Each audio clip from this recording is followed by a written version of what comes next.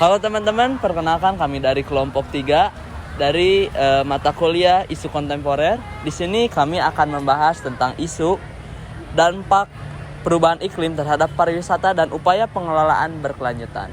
Namun sebelumnya, izin perkenalkan dulu. Perkenalkan, nama saya Naufal. Perkenalkan, nama saya Zainab. Perkenalkan, nama saya Nur Arsy. Nama saya Raihana. Nama saya Hafizin. Nama saya Muhammad Rifki Saputra. Di sini kami akan menjelaskan dan sedikit memaparkan yaitu dari penjelasan isu yang telah kami pilih. Untuk itu, saksikan terus dan ikuti penjelasan dari masing-masing dari kami. Semoga bermanfaat. Terima kasih. Pariwisata merupakan sektor penting dalam perekonomian global dan memberikan kontribusi signifikan terhadap pertumbuhan ekonomi negara-negara tertentu. Namun, perubahan iklim telah menjadi isu yang semakin mendesak dan memiliki dampak yang signifikan terhadap industri pariwisata. Dikutip dari UNWTO Global Report on Adventure Tourism 2018, perubahan iklim menyebabkan peningkatan dalam kejadian cuaca ekstrim seperti badai tropis yang lebih sering, kekeringan, dan banjir. Hal ini dapat mengganggu destinasi pariwisata dan mengancam keamanan wisatawan.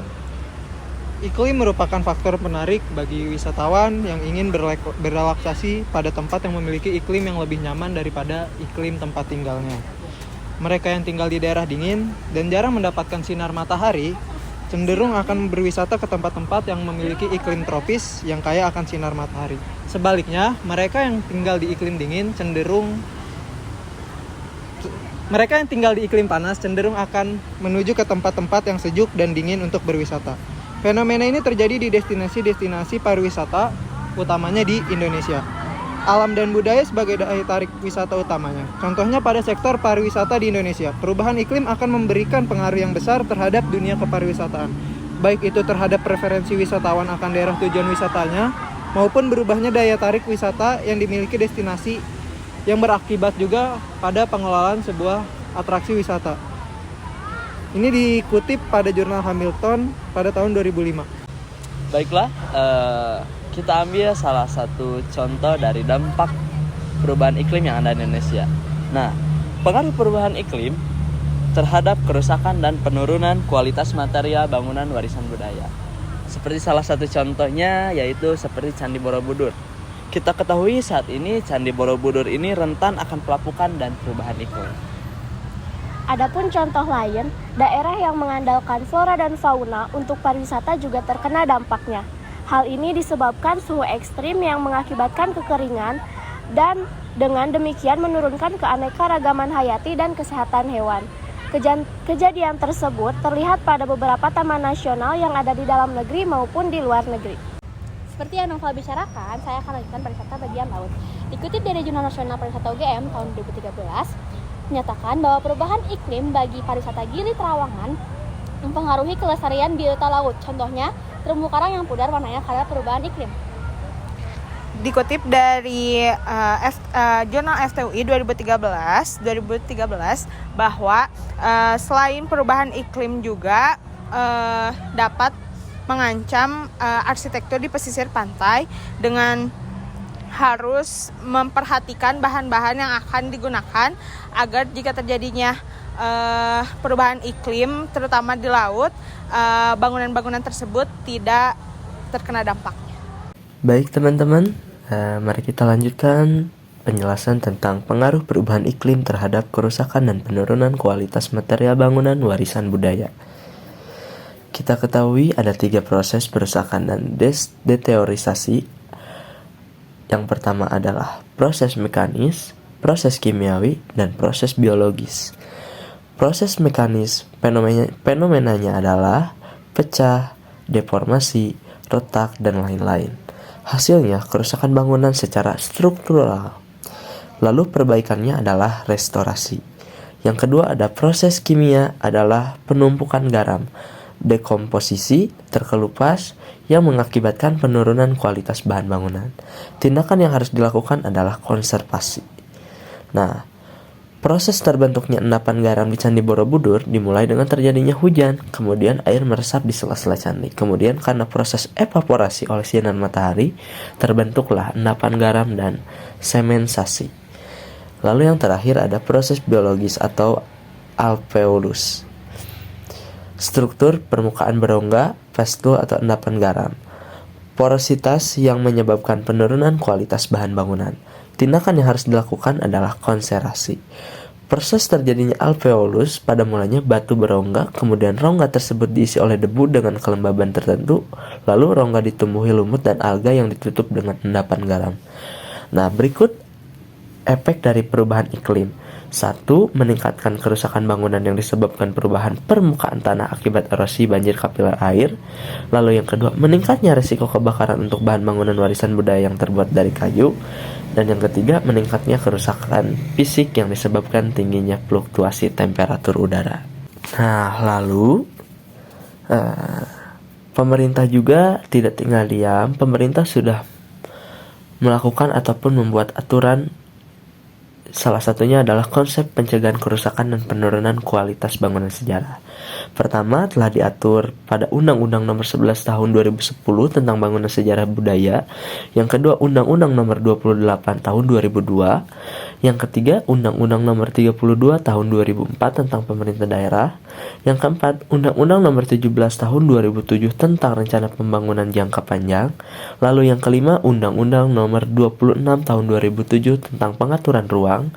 Lalu yang keenam, Peraturan Kerjasama Kementerian Dalam Negeri dan Kementerian Kebudayaan dan Pariwisata Nomor 40 dan 42 Tahun 2009. Dan yang ketujuh, Peraturan Pemerintah Nomor 14 Tahun 1993. Nah, berikut adalah konsep penjagaan kerusakan dan penurunan kualitas bangunan bersejarah. Pertama, yaitu memonitor secara periodik bangunan peninggalan sejarah. Lalu yang kedua, dilanjut merekrut sumber daya manusia yang kompeten di bidang klimatologi. Nah, lalu yang ketiga, kantor klimatologi. Yang keempat, bahan anti bocor untuk mencegah resapan air. Dan selanjutnya yaitu menanam lebih lagi tanaman pelindung di sekitar bangunan sejarah. Nah, setelah itu dilanjutkan dengan membuat sistem drainase yang cukup. Dan yang terakhir, melindungi instalasi listrik yang tidak stabil khususnya untuk bangunan yang terbuat dari kayu. Mungkin itu yang bisa saya sampaikan. Terima kasih. Dampak suhu ekstrim dapat terjadi juga di luar negeri seperti di Afrika, di mana Taman Marga Satwa mengalami dampak buruk akibat cuaca ekstrim. Di Taman Nasional Kruger di Afrika Selatan, biaya telah dinaikkan untuk menangani dampak perubahan iklim dalam hal konservasi satwa liar dan lingkungan. Selain itu, infrastruktur pariwisata telah rusak karena kondisi cuaca yang parah. Dikutip dari jurnal pengantar bisnis pariwisata, para peneliti telah menyarankan untuk memikirkan kembali perencanaan penggunaan lahan, mendesain ulang, dan memperkuat taman dan infrastruktur yang ada, serta teknik konservasi untuk membangun ketahanan iklim. Taman nasional di Indonesia yang terdampak oleh perubahan iklim yaitu Taman Nasional Tanjung Puting. Kegiatan ekowisata Taman Nasional Tanjung Puting yang mengandalkan atraksi orangutan tidak luput dari ancaman pemanasan global. Salah satu jurnal menjelaskan bahwa perubahan iklim diduga memainkan peran penting terhadap menurunnya populasi orangutan Kalimantan. Perubahan iklim juga menyebabkan perubahan pola curah hujan secara regional, sehingga akan merubah siklus hidrologi suatu wilayah yang berujung pada ketersediaan pakan alami satwa liar termasuk orangutan. Dikutip dari Jurnal Pariwisata Universitas Gadjah Mada tahun 2013 menyatakan bahwa berdasarkan persepsi wisatawan, masyarakat dan pelaku usaha di Gili Trawangan ditemukan bahwa telah terjadi penurunan kualitas lingkungan di Gili Trawangan diakibatkan oleh perubahan iklim. Hal ini untuk jangka panjang dikhawatirkan mengurangi daya tarik objek wisata ke Gili Trawangan. Berdasarkan mereka pun didapatkan bahwa populasi biota laut yang ada di Gili Trawangan seperti penyu hijau, penyu sisik, ikan Napoleon, ikan pari, dan beberapa biota lainnya mengalami penurunan disebabkan faktor perubahan iklim. Dengan faktor perubahan iklim ini, terjadi pergeseran bulan puncak kunjungan wisata ke Gili Trawangan yang ditandai menumpuknya jumlah wisatawan pada bulan Oktober hingga awal Januari. dapat disebutkan bahwa perubahan iklim dalam kawasan wisata Gili Trawangan mengakibatkan wisatawan tidak mau berkunjung ke Gili Trawangan karena seperti yang tadi saya sebutkan, selain penurunan populasi biota laut, ia juga mengakibatkan merusak terumbu karang hingga pudar warnanya dan penurunan pendapatan bagi masyarakat dan pelaku usaha di Gili Trawangan.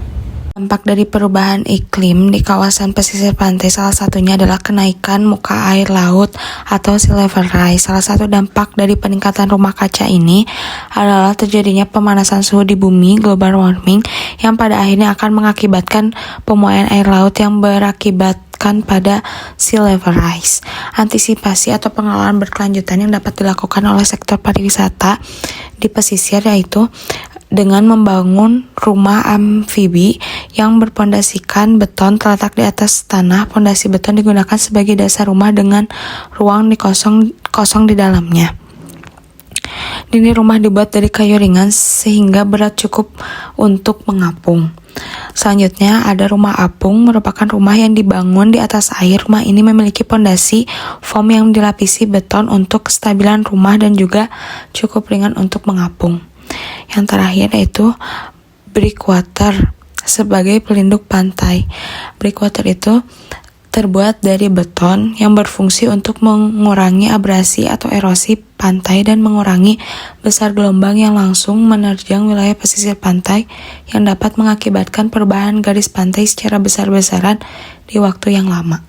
Baiklah teman-teman, sekian pemaparan dari kami. Mudah-mudahan bermanfaat. Terima kasih yang sudah menonton dari awal sampai akhir. Sampai bertemu lagi.